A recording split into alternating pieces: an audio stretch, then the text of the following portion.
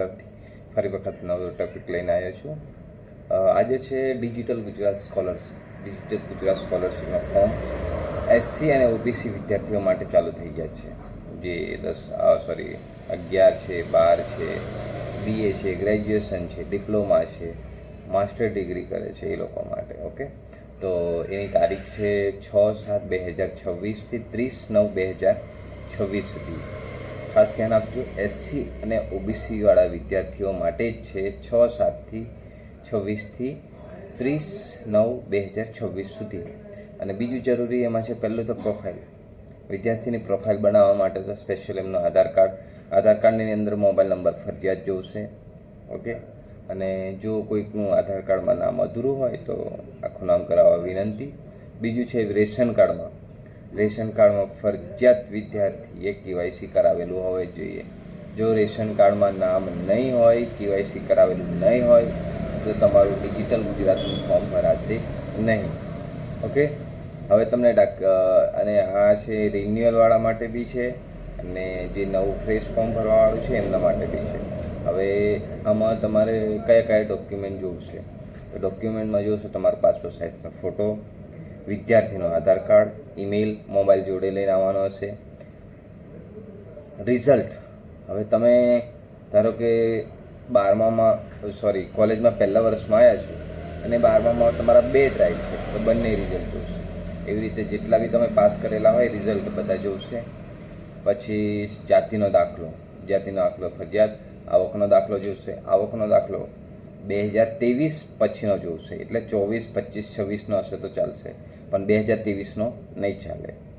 Ration card, KYC જે હમણાં તમને કીધું એ રીતે. આધાર લિંક બેંકમાં, એ ફરજિયાત જોઈશે. બેંકમાં આધાર કાર્ડ લિંક હશે તો જ આગળનું ફોર્મ ભરાશે. ફીની પાવતી, હાલના વર્ષની ફીની પાવતી જોઈશે. ઓકે, હાલના વર્ષની ફીની પાવતી. જો જે લોકો હમણાં 11મા ધોરણમાં છે અને 10મા પછી એમણે એડમિશન લીધું છે 11મા ધોરણનું, તો એમનું એલસી કાં તો ફી માફીપત્ર સ્કૂલનો ડાયસ નંબર સાથે લઈ આવવા.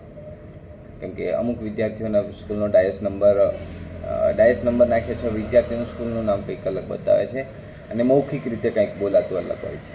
તો એ આઈ કાર્ડ હોય તો આઈ કાર્ડ જોડે લઈ આવવાનું. હોસ્ટેલવાળા વિદ્યાર્થીઓ ખાસ ધ્યાન આપવું, તમારા હોસ્ટેલનું પ્રમાણપત્ર લખાવેલું ફરજિયાત જોઈશે. અને ફી ભરતા હોય તો ફી બી લઈ આવવાનું, ફીની પાવતી બી.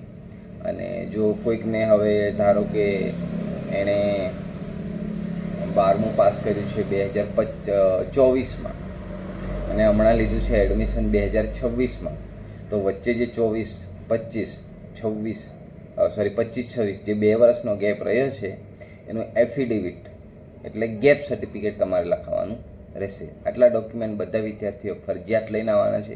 બને ત્યાં સુધી ઓરિજિનલ લઈને આવો. ઓરિજિનલ ના હોય તો ક્લિયર ઝેરોક્સ કોપી દેખાય એવી રીતે લઈને આવો, જેનાથી અમને ટાઈપ કરવામાં કે ઓનલાઈનવાળા કોઈ બી વ્યક્તિને ટાઈપ કરવામાં તકલીફ ના પડે. દરેક વિદ્યાર્થી આટલી વસ્તુ ધ્યાન આપો. અને બીજી સૂચનાઓમાં ખાસ છે કે દરેક વિદ્યાર્થી મોબાઈલ પોતાનો જોડે લઈને આવો, કેમ કે ઓટીપી 4-5 વખત આવે છે, અમુક ટાઈમે પેન્ડિંગ જાય છે. એટલે આધાર કાર્ડમાં મોબાઈલ નંબર ફરજિયાત લિંક કરાવવાનું છે. રેશન કાર્ડમાં બી કેવાયસી ફરજિયાત કરાવવાનું છે.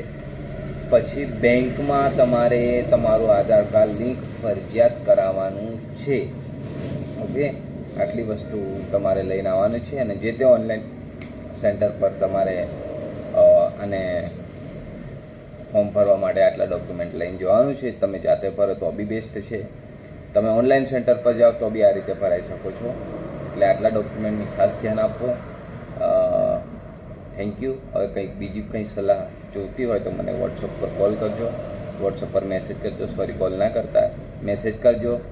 સીધો મને વોઇસ કોલ કરજો, એટલે જેનાથી જો હું કદાચ વ્યસ્ત હોઉં એવા સંજોગોમાં ના પાડી શકું તો મને વોટ્સઅપ દ્વારા મેસેજ કરી શકો છો, હું જોઈ લઈશ.